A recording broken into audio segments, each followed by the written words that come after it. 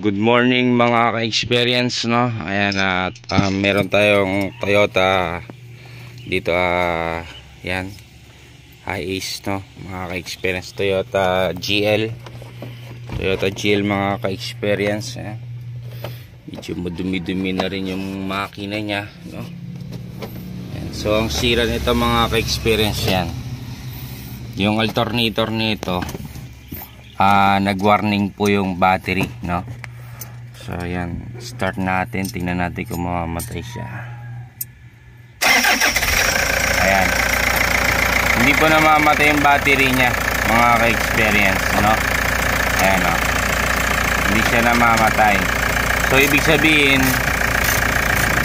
mga ka-experience, no, kapag ganyan, no, pwedeng may sira yung pulley, no, carbon or diodes, no, mga ka-experience doon sa parts ng alternator yon. So ngayon pinapabaklas ko siya. Ayan, babaklasin, tapos tatanggalin ko lang yung battery dito mga ka-experience, no. Ni-rescue namin to, nagpalit kami ng battery at umandar na rin siya. Sabi ng na-rescuean namin, pinalit namin yung van, pagalis siya daw nagpupundot-pundot na daw. So ibig sabihin na baka estimate ko baka carbon yung may problema mga ka-experience, no. Siyempre yung carbon habang matagal na napupudpud din po yun mga ka-experience, no. So yan, kailangan na buksan natin yung alternator para malaman natin mga ka-experience kung ano yung may problema sa loob niya, no. Tapos i-check din natin yung wirings ng alternator kung okay din siya, no. Dapat okay yung wirings ng alternator bago sabihin na alternator yung mga sira, no, mga ka-experience, no. Yan. Ayan. Ano Brad? No. Kamusta New Year mo Brad? Okay lang. Na? Paraos din. Konting handa, okay na, di ba? Hindi natin kailangan maganda ng madami. Para lang naman mo sa pamilya lang. Oo. Ayan. Babaklasin niya na mga ka-experience. Yun ang bungso na. Ayan, ito yung kauna-unahan namin gagawin na 2024 mga ka-experience. Ayan. Ayan. Ayan mga ka-experience. Dapat yan yung makina to PMS na siya, no. Ayan. Cover niya tagas, oh. Ilinisin na siya ng todo mga ka-experience. Ayan. Siyempre kung ano lang pinapagawa sa atin ng may-ari, kailangan nyo lang yung tatrabawin natin. Kung ano lang yung sira. Kasi di baling sabihin na lang natin sa kanila yung mga pwede nilang gawin, yung mga mahina tulad nito. Tulad yan Brad, ano yung nakita mo sira pa? Yung pump belt, no? Pump belt mahina. Mahina na yung pump belt, oh. Tulad yan, pump belt mahina. Sasabihin natin yan para kasi oras na hindi mo sinabi, pag naputol yung pump belt, sasablay na naman si alternator mga ka-experience. Kaya kailangan natin din sabihin sa may-ari, o ito pump belt mahina na, di ba? So kailangan na natin ring palitan yan, isama na, damay na natin sa trabaho natin mga ka-experience, no? Kasi nga pag hindi natin pinalitan, ititirig din tong ano na to pagka naputol yan, no? Baka mag-overheat pa mga ka-experience kasi nga hindi gagana yung water pump, no? Kasama si water pump sa pump belt na yan, no, mga ka-experience, no? Ayan. Pinapatanggal na natin siya. Ayan. Ayan. Kapag nakita nyo na yung mga warning sign mga ka-experience sa dashboard, nag-warning ang isang sasakyan mo, no? Nag-warning lights ng indicator, battery sign. Ibig sabihin na kailangan mo nang magtipid ng kuryente niya. So ibig sabihin magpapatay ka ng aircon, papatay ka ng blower, no? Kung gabi lang mag-dim ka lang para maisadsad mo sa bahay nyo yung mga ka-experience yung sasakyan, no?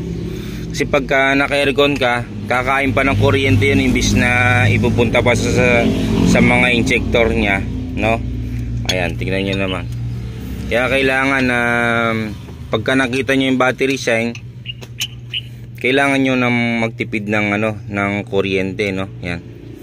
Wag na kayo mag-aircon, ibaba mo na lang mga bintana mo, mga ka-experience, no? Yan.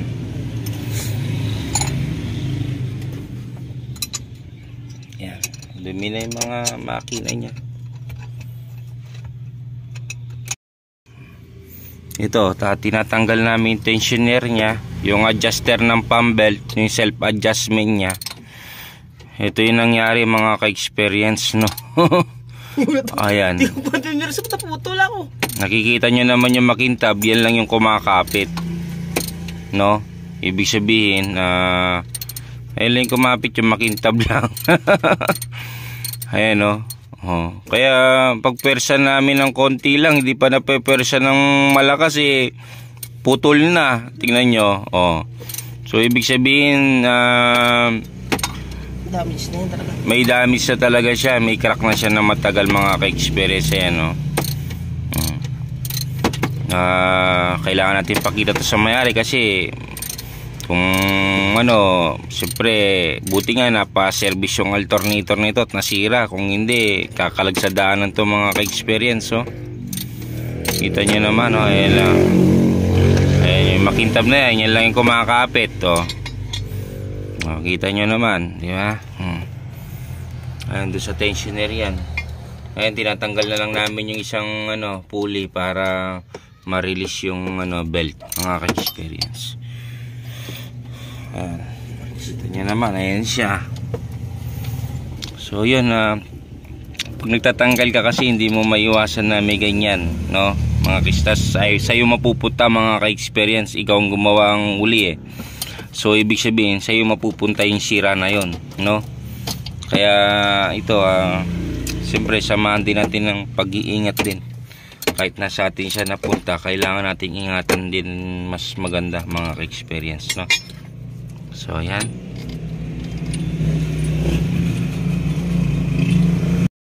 Oh, kasi yung yan yung mag-adjust ng belt Oh, kasi pinipersa yan ginaganon niya ng power handle mga ka-experience, no? Size 14 yan Tapos hindi pa natin pinipersa na putol na, no? Ayun, kailangan natin tignan yung tensioner niya. Sa atin lang to napunta yung sira niya, pero matagal na yung sira na yan mga ka-experience, no? Ayan, tignan natin. Kinako na magtanggal ng pump belt. Ayan. Yan yung pump belt niya mga ka-experience, no? Oh, ang dami ng lamat. So pagka ganito na yung belt mo mga ka-experience, kailangan mo na rin siyang palitan. Wag mo nang hihintayin na mapuputol sa daanan. Ang sinyalis nito pagka maingay ito mga ka-experience. Ayan, ayan, lamat siya. Paputol na ito mga ka-experience, paputol na, no? Ayan, hindi na ito pwedeng ibiyahin na malalayong lugar. Pagka ganito malutong na yung pump belt mo, ang tuwing umaga nag-iingay yan, maingay siya, gumagano siya tuwing umaga mga ka-experience, no? Yan. Ito pa, isa pa tensioner. Tingnan din natin yung tensioner niya kung anong problema, ba't na nagkaganon yung bolt niya, no? Yan. Ito na yung alternator niya mga ka-experience. Ayan.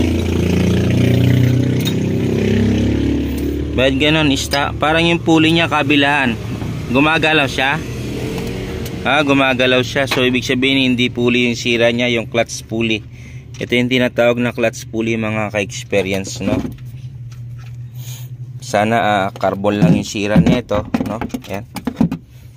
Nyo naman, baka carbon lang kasi nagpundot-pundot. Ibig sabihin na carbon lang siya, no? So buksan na natin mga ka-experience. Ayun mga ka-experience, binuksan natin, no? Ayun mukhang na carbon, no? Yan, no? Tama yung sinabi ko na carbon siya. Kasi sabi sa akin ng driver, nagpundat-pundat siya, no? Ayan. So papalitan lang natin ng carbon mga ka-experience, tapos konting linis lang, no? Ayan. Ayan mga ka-experience. Konti na lang, no? tanggal na. Ayan mga ka-experience na ginabi tayo. Ayan, lagyan natin ng flashlight.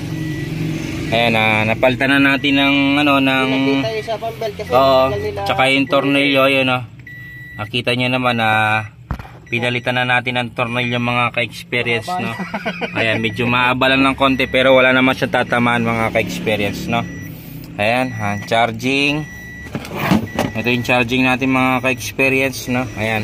Tapos yung warning dito. Ayan, tingnan natin. So, paanda rin na natin. Nakapark. Ayun. Wala na po siyang mga ka-experience yung battery sign. Ayan. So, nagisakit niya mga ka-experience yung carbon, no? Naubos na po yung carbon niya mga ka-experience, no? Ayan.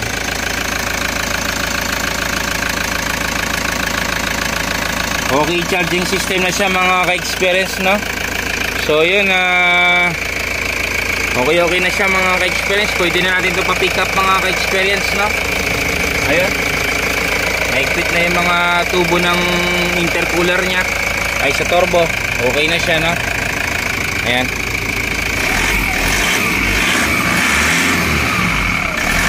Aircon headlight natin. Ayan, headlight natin. Tapos aircon natin dito mga ka-experience. Ayan. Naka-aircon na yan. Ayan. 14. Okay charging system siya mga ka-experience, no? Ayan, naka-headlight yan. Naka-aircon yan mga ka-experience. Ayan.